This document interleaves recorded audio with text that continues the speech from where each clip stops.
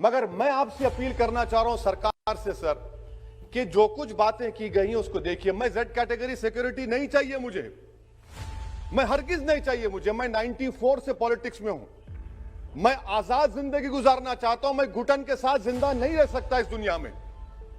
मुझे जिंदा रहना है तो अपनी आवाज उठाना है। मुझे अब जिंदा रहना है तो सरकार किसी के उनके खिलाफ बोलना है, और अगर गोली लगती है तो मुझे कबूल है, मगर मैं घुटन की जिंदगी नहीं गुजार सकता सर।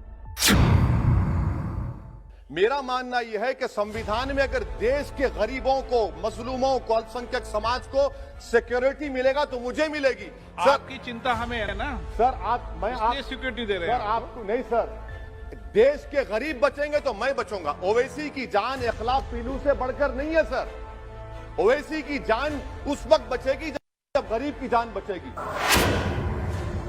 इसीलिए मैं आपके जरिए सरकार से अपील करना चाहूंगा कि सर इस नफरत को खत्म करिए, इस नफरत को खत्म करिए और इस पर आप गौर करिए। मैं नहीं लूंगा सिक्योरिटी। मैं जेड कैटेगरी नहीं चाहता हूं सिक्योरिटी। मुझे ए कैटेगरी का शहरी बनाइए आप। मुझे एक कैटेगरी का शहरी बनाइए ताकि मेरी और आपकी जिंदगी बराबर हो। जब देश के प्रधानमंत्री पर सिक्योरिटी ब्रीच हुआ, अपोजिशन की तरफ से मैंने कहा था कि गलत हुआ। सब सेकुलर पार्टी के लोगों ने कहा कि ओवैसी तुम क्यों बोले। मैंने कहा नहीं, देश का प्रधानमंत्री मेरा है। सिक्योरिटी ब्रीच हुई तो एक्शन लेना चाहिए, मगर 4 मरतबा के एमपी पर कोई 6 फीट के फासले से 4-4 गोली चलाता है। मुझे मौत है, हम सबकी मौत है, मगर मैं इन गोली चलाने वालों से डर कर खामोश नहीं बैठने वाला हूं। और मैं दुआ करता हूं कि उत्तर प्रदेश में पुरअमन पोलिंग होगी इंशाअल्लाह। कि आखिर ये कौन लोग हैं जो गोली पर भरोसा करते हैं, बैलेट पर नहीं करते। आखिर ये कौन लोग हैं जो इतना रेडिकलाइज हो चुके हैं कि इनको इस संविधान पर एतमाद नहीं रहा, उनको अंबेडकर के बनाए हुए संविधान के खिलाफ है, जो इतनी नफरत पैदा करते हैं। आखिर ये कौन लोग हैं? मैं इसको सियासी गुफ्तगू नहीं करूंगा, ये सबके लिए छोड़ रहा हूं, क्योंकि जहां तक मुझे मालूम कि मैं 2 मरतबा का विधायक हूं, 4 मरतबा का सांसद हूं, और अगर इस तरह से अगर राजनीति आगे बढ़ेगी कि टोल गेट पर गाड़ी रुकती है और 4 राउंड गोलियां चलाई जाती हैं, आखिर इन नौजवानों को ये कैसे रेडिकलाइज हुए?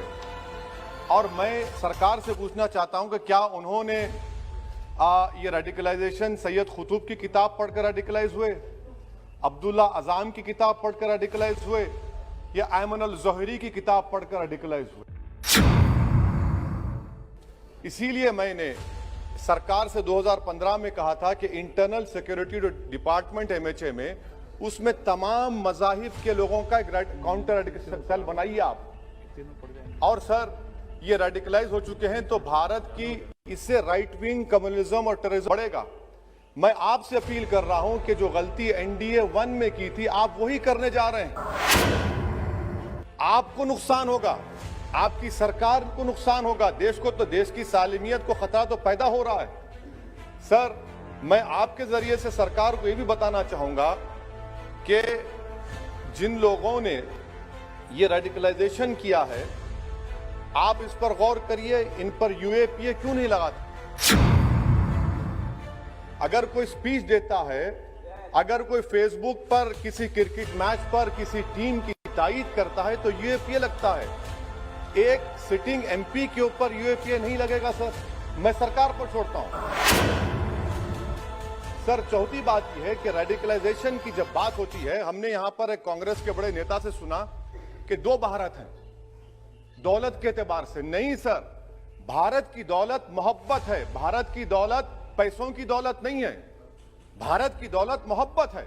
हां 2 भारत हैं, एक मोहब्बत पर जो पिछले कई बरसों से आबाद है, और एक नफरत पर भारत बन रहा है। तो क्या आप दौलत की भारत की मिसाल देंगे या मोहब्बत की भारत की मिसाल देंगे? अगर मोहब्बत की भारत की मिसाल देंगे तो उसमें आपको मेरी जबान को रोकने के लिए गोली चलाने की जरूरत नहीं है। इस 2 भारत को समझने की जरूरत है। मैंने करीब से 6 फीट से गोलियां देखी। मुझे बोलने दीजिए सर, हो सकता है कि कल दिन ना देखूं मैं। अगर मैं यहां पर नहीं बोलूंगा तो कहां बोलूंगा सर? आप मुझे प्लीज बोलने दीजिए। सर, मैं आपसे गुजारिश ये करना चाहूंगा कि आप हरिद्वार में, रायपुर में और इलाहाबाद प्रयागराज में मेरे बारे में क्या कहा गया, आपके नाईबी की रिपोर्ट है ना, आप क्यों छुपा रहे उसको? देखिए, मैं मौत से नहीं डरने वाला हूं, हम सबको जाना है इस दुनिया से, बल्कि मैंने कह दिया कि मैं इस वतन में पैदा